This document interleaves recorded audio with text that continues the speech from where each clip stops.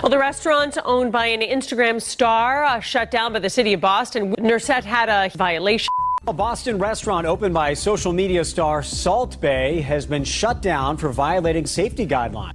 Salt Bae, aka Nusr Gökçe, went from viral meme status with A-list celebrities lining up at his restaurants to becoming a walking embarrassment. After the fame, everything unraveled fast. Customers allegedly being burned during stunts, crashing major events like the World Cup final, lawsuits from his own staff for stealing tips, empty restaurants shutting down worldwide, and finally, being kicked out of a Champions League final he wasn't even invited to. Once known for sprinkling salt on gold-covered steaks, he's now better known for clout chasing, bad press, and security escorting him out of events. This is the downfall of someone who mistook internet fame for permanent relevance.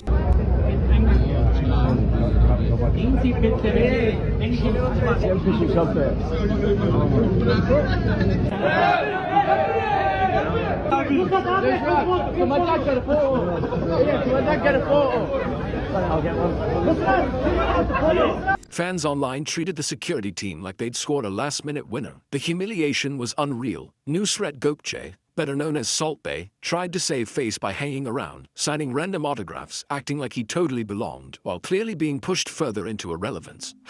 Then came the denial tour. He jumped on social media claiming he wasn't kicked out, just passing by, in a full tux, sunglasses on at night at a UEFA event. Nobody buys that. You don't accidentally wander into a Champions League afterparty dressed like a Bond villain. And this wasn't some one-off embarrassment. Salt Bae's brand has been spiraling for years, and this was just the latest chapter. People still remember the 2022 World Cup final, when Argentina had just won and the players were having a once-in-a-lifetime moment. Out of nowhere, Salt Bae storms the pitch like an uninvited wedding guest. He grabs Lionel Messi, pulls his arm, forces a selfie, then goes full cringe mode by holding the actual World Cup trophy like he earned it himself. That moment flipped the internet against him overnight. FIFA was furious, launched an investigation, and effectively shut him out of future events. From that point on, the perception changed. He wasn't cool, mysterious, or elite anymore.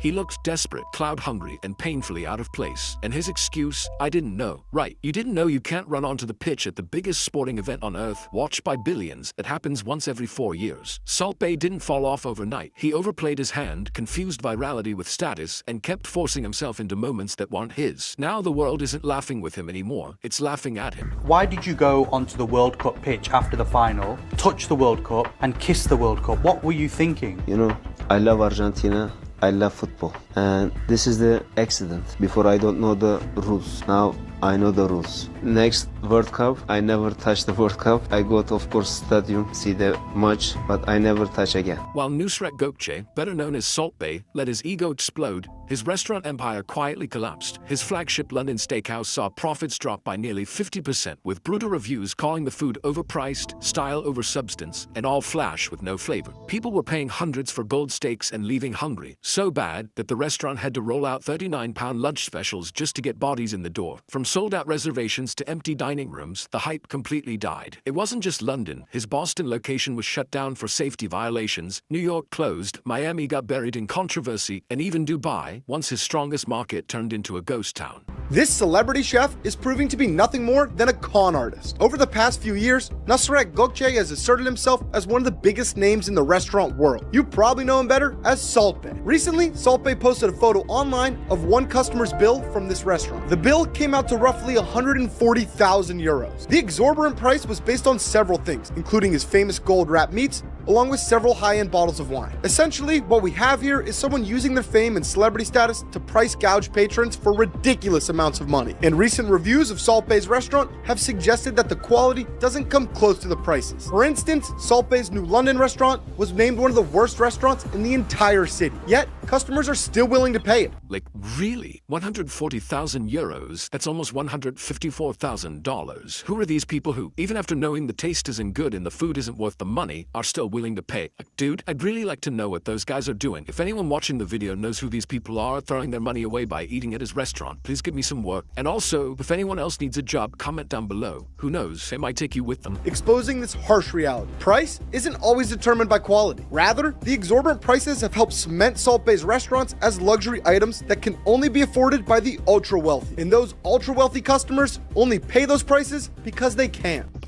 And if you think that's crazy, wait until you hear this. A group of diners in London once received a bill for over $20,000 for what? A few steaks, some sides, and a couple of drinks. You could literally go on a luxury vacation for that money, but instead these people got some overpriced meat with a sprinkle of ego on top. Oh, and don't think this is just about overcharging. There's more. His restaurants have been exposed multiple times for mistreating employees. Several workers have come forward revealing they were overworked, underpaid, and treated horribly. Some even sued him for withholding tips. Imagine working insane hours at one of the most hyped restaurants in the world, only to find out your hard-earned tips are going straight into the owner's pockets. And that's the reality of working for Salt Bae. The 4 employees claim that Salt Bae was taking 3% from their total tips, which was followed by Salt Bae firing the 4 employees after being confronted about it. As a result, the employees launched a wrongful termination lawsuit, explaining that their former boss had an authoritarian, dictatorial attitude who doesn't care about local laws. They even suggested Salt Bae likened himself to Tony Montana and humiliated them on occasions in the lawsuit.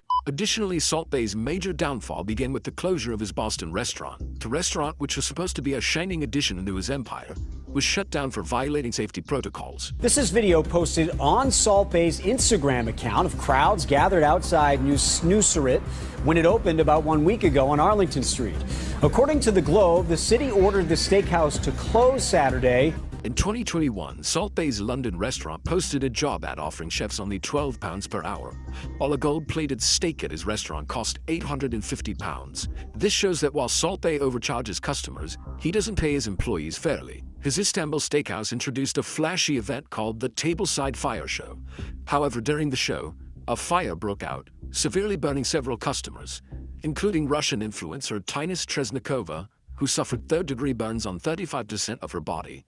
This horrific incident proves that Salt Bae prioritized entertainment and greed over safety. However, an article posted a year after the incident stated that Tanis had received no compensation for the mistake and that the restaurant had instead destroyed all evidence related to the incident. With so many controversies and criticisms, Salt Bae is now completely losing his reputation. And almost every other day, news is coming out that his restaurants around the world are shutting down due to losses and a lack of customers. So I pulled up to Nusr. Inside of this place looked insanely nice. And I gotta say, right off the bat, the service was incredible. But that might be because this place is completely empty. We are literally the only people here. If things keep going like this, the day isn't far when Salt Bae will go broke and become totally irrelevant. One reviewer said the service was great, but they were literally the only people in the restaurant. That's what happens when branding runs on ego instead of quality. Salt Bae's biggest issue wasn't being cringy, it was greed. He once flexed a $140,000 receipt online like it was an achievement, stacked with gold-covered tomahawk steaks and absurd wine prices.